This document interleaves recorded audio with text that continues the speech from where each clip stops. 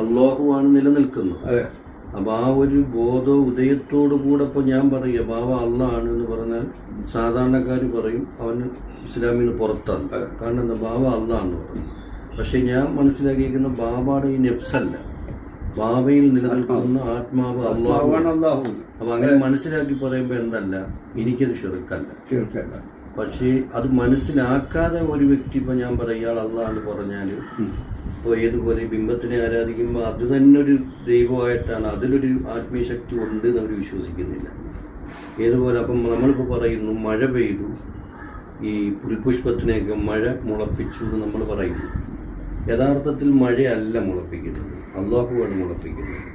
ഒരു അതൊരു യഥാർത്ഥ ഒരു വിശ്വാസിയായ ഏകദൈവ വിശ്വാസിയായ ഒരാൾ പറയുമ്പം മഴ പെയ്തു. ഇപ്പോൾ ഡോക്ടർ രോഗം മാറ്റി നമ്മൾ പറയല്ലേ, ഇപ്പോൾ ഡോക്ടർ അല്ലല്ലോ രോഗം മാറ്റുന്നത്.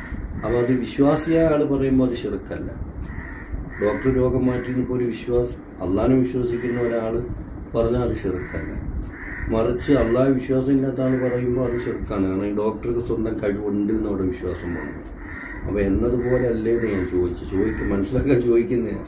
അതായത് ഈ ബിംബത്തിലും അതിലെല്ലാം കാണുന്ന ഇപ്പോൾ ബാബ പറഞ്ഞ ഹക്ക്, അതിനെതിരൊന്നുമില്ല. അതായത് നമുക്കത് മനസ്സിലാവും, അത് എല്ലാത്തിലും നിൽക്കുന്ന അള്ളാഹുവാണ്, ആത്മാവുമാണ്. അപ്പൊ ആ ഒരു വിശ്വാസം എനിക്കുണ്ടെങ്കിൽ ഞാനിപ്പം കൃഷ്ണനും അള്ളാഹാണെന്ന് പറഞ്ഞാൽ തെറ്റില്ല.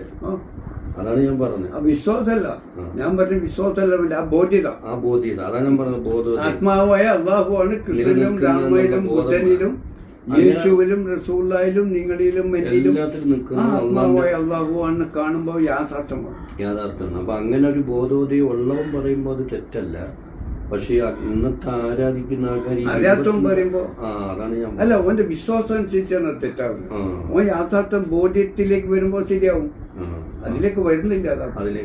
അതാണ് ഈ ഷിർക്ക്. അന്ന് അവരെ അതിലേക്ക് കൊണ്ടുവരുത്തലാണ് എല്ലാ കൃഷ്ണന്റെയും രാമന്റെയും ബുദ്ധന്റെയും യേശുവിന്റെയും മുഹമ്മദും മുഹിയുദ്ദീനും മുഹമ്മദ് കബീറും ഈ മനുഷ്യരെ ഈ പരമാത്മാവായ ഈശ്വരൻ്റെയൊക്കെ കൊണ്ട് ചേർത്ത് ദൈവികമാക്കി തീർക്കുന്ന പണിയിലാണ് എല്ലാവരും ഉള്ളത്. ആ പണിയാണ് ഞാനും ചെയ്യുന്നത്. അതാണ് യഥാ ഈ ധർമ്മസ്യ കാലം മലിനമാകുമ്പോൾ അന്ധകാരത്തിൽ പോകുമ്പോഴെല്ലാം ദൈവം അവതരിക്കുന്നത്. അതായത് നിബിധങ്ങൾ വന്നത് തന്നെ സൃഷ്ടാവ് ഉണ്ട് എന്ന് പരിചയപ്പെടുത്താൻ ബാബ പറയുന്നത് അത് തന്നെയാണ്. സൃഷ്ടാവ് ഉണ്ട് എന്ന് കാണിച്ചു കൊടുക്കുക. സൃഷ്ടാവ് മാത്രമേ ഉള്ളൂ. കാണുന്നതെല്ലാം സൃഷ്ടാവിൽ നിന്ന് വന്നതാണ്. അത് ആ ഒരു ഫനായിൽ എത്തുന്നവർക്ക് പിന്നെ അവിടെ അള്ള മാത്രമേ കാണൂ. അതായത് അള്ളാന് അതായത് അങ്ങനെ അള്ളാഹിനെ പ്രേമിക്കുന്ന ആള് പിന്നെ സ്വർഗത്തിൽ റാബിയത്തുള്ള നബിയുടെ ഒരു കഥ പറയുന്നത് കേൾക്കാം. റാബിയത്തുള്ള നബി ഒരു ദിവസം ഇങ്ങനെ ഓടി വരുന്നു. വലത് കൈയിൽ തീയും ഇടത് കൈയിൽ വെള്ളവും വെച്ചിട്ട് ഇങ്ങനെ വരിക. അപ്പൊ ഹസനുൽ ബസ്രി തങ്ങൾ ചോദിച്ചു, റാബിയ നീ എന്താ കാണിക്കുന്നത്? അപ്പൊ പറഞ്ഞു, അള്ളാന്റെ സ്വർഗത്തെ ഈ വെള്ളം കൊണ്ട് ഞാൻ അണയ്ക്കാൻ പോവുകയാണ്, നരകത്തിന് ഞാൻ കത്തിക്കാൻ പോവുകയാണ്. അപ്പം ഹസനുൽ ബസ്രി തങ്ങൾ ചോദിച്ചു, എന്താ നീ അങ്ങനെ പറയുന്നത്? ഇവിടെ സ്വർഗത്തിന് ഇബാദത്ത് ചെയ്യാനേയുള്ള ആൾക്കാർ, നരകത്തിനെ പേടിക്കാനേയുള്ള, അള്ളാഹിനെ പേടിക്കാൻ ആളില്ല. അപ്പൊ അതിനൊക്കെ ഈ പറഞ്ഞ പോലെ ഹക്കീക്കത്താണ്. അതായത് നമ്മൾ സ്വർഗം ആഗ്രഹിച്ച് ഇബാദത്ത് ചെയ്യുമ്പോൾ അത് സൃഷ്ടികളെ ആഗ്രഹിച്ചാണ് ഇബാദത്ത് ചെയ്യുന്നത്. അല്ല, നമ്മുടെ സുഖസൗകര്യത്തിന് വേണ്ടിയാണ് ഇബാദത്ത് ചെയ്യുന്നത്. സുഖമായാലും ദുഃഖമായാലും അള്ളാഹിനെ സ്നേഹിക്കുക. അള്ളാഹുവിനെ സ്നേഹിക്കുന്നവർ അള്ളാഹു എവിടെ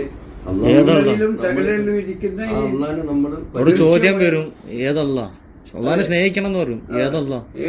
നമ്മളിൽ നിലനിൽക്കുന്ന അള്ളാഹ്, നമ്മളിലും സകലിലും നിലനിൽക്കുന്ന ദൃശ്യമായിരിക്കുന്ന ഈ ദൈവത്തെ അള്ളാഹു ഉള്ളും പുറമായി ചുറ്റി പൊതിഞ്ഞിരിക്കാന്ന് പറഞ്ഞു.